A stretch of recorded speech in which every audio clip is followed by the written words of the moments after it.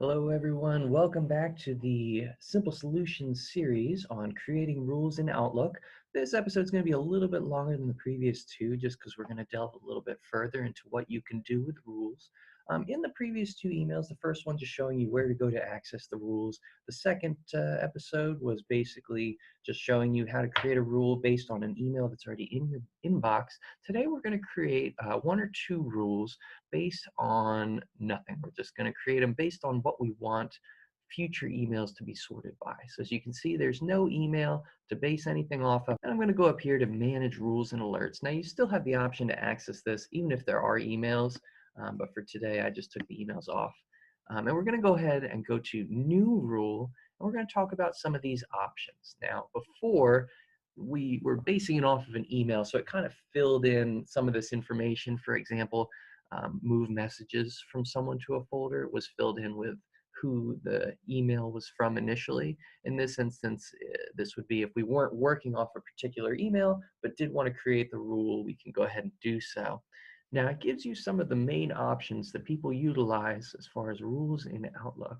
And once you've selected the specific rule up here, you have the option to set your parameters down here. For example, it says apply this rule after a message arrives from, and then you'd simply click the blue link and you can designate whoever you want from your address list, or if you have someone from your own contacts, or you could even enter in the email down here if they're not part of your contacts. Today we're going to be talking about organizing rules not from a person, but based on their content.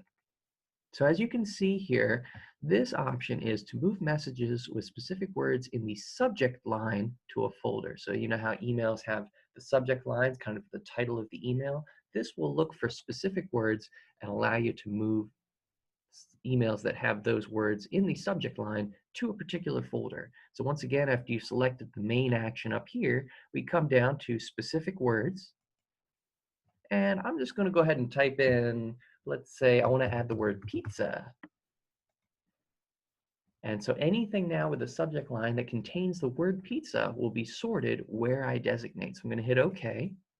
You can put in multiple words if you want. For now, for this example, I'm just doing the one.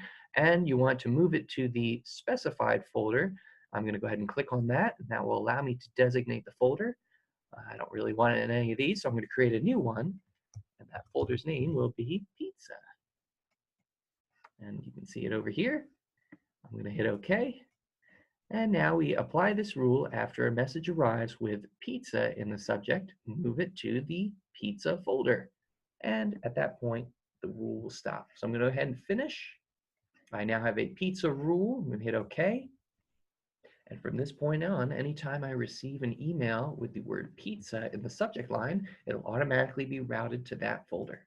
So we're going to go ahead and test it. I'm going to send an email to myself saying pizza. Oops, let's spell it right. Pizza. Yay. And we're going to go ahead and give it a minute.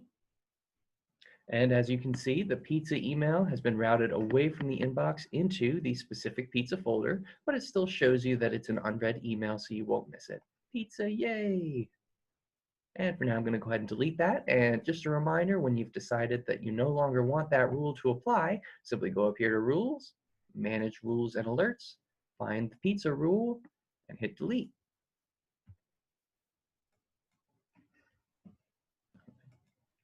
Thank you for joining us for another episode of Simple Solutions. We're going to continue this series and continue to talk about more ways to use rules in Outlook to sort your emails and messages.